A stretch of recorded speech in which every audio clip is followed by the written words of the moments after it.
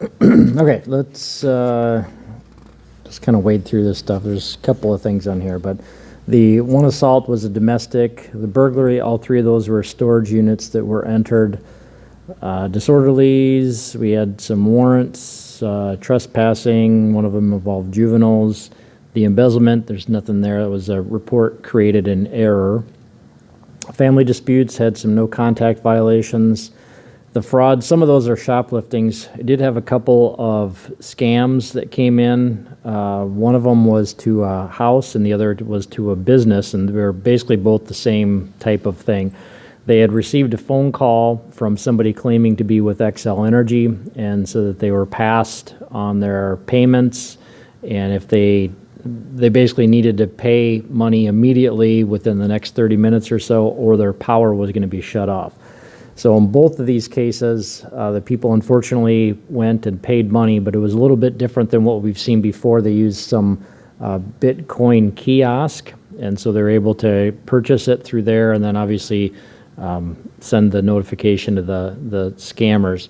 And it was after, I think in both cases, it was the next day that both victims ended up calling Xcel Energy and found out that it was a scam. So this is a little new wrinkle from what we've seen before, at least as far as in terms of the payment. But the end result is the same, is that we want people, if they get a phone call from a utility company or somebody claiming to be with the government or whoever, especially if they're said that they are owed money and need to pay right away, get some contact information, get the information from that person, hang up, and then do your own independent research. Call an 800 number for Xcel. Don't rely on the numbers that these people on the phone would call or give you, because it's quite possible maybe just rerouted to a different scammer. So use some, your own independent resources basically, and confirm.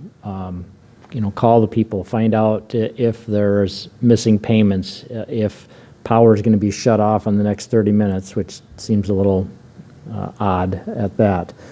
And then we also had another person, this kind of falls in line with this. We haven't seen a whole lot of these types, but this person had received a letter, and it looked to be an official letter from the Ohio Department of Job and Family Services, and it was some tax information. Looked like a tax form, had this person's name, a lot of personal information on it, and there was a thing that if there was anything wrong, to go to a particular website, and she said it was a .gov website and thought it was legitimate.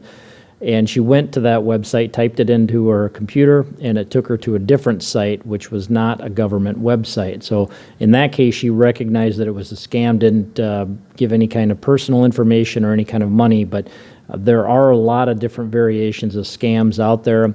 This is the time of year when we're going to start seeing more tax-type scams.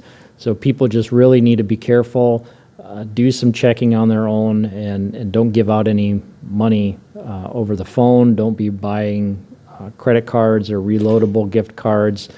Certainly not any kind of Bitcoin either. So there's a lot of scammers out there, and unfortunately they're very successful at what they do, and we just want to see people keep their money and not be giving it away.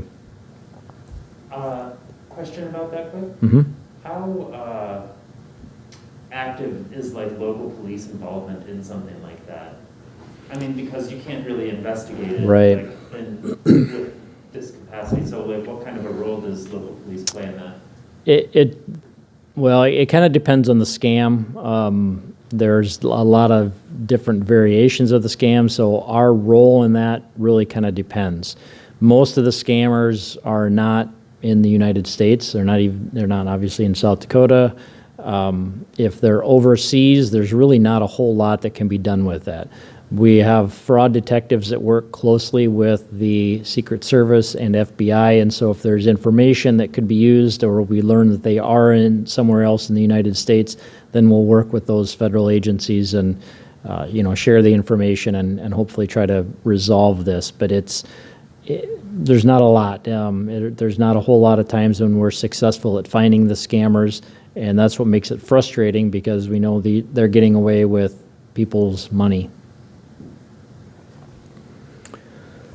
The larcenies, some more shopliftings in there.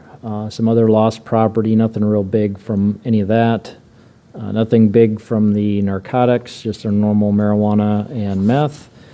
The rape, that was a report. One of the sex offenses was a report. Another one that was, we had a guy that was arrested for groping a woman. He ended up grabbing her rear end. Just arrested for the sexual contact. Nothing big out of the simple assaults and no vandalisms. The one other thing I was going to mention, we made another arrest with that in connection with that ATM theft. The person was arrested yesterday afternoon. His last name is Hubers, Hubers. First is Brockton, Brockton. Middle is Wade, Wade, and he's 45 from Sioux Falls. He was charged with grand theft and possession of stolen property. There was some other warrants that he had out, so he was arrested on those warrants as well. Mr. Hubers, he owned the house where the ATM was located, and that was on South Holbrook Avenue. And that's all I have, unless you guys have anything else. Okay, thanks.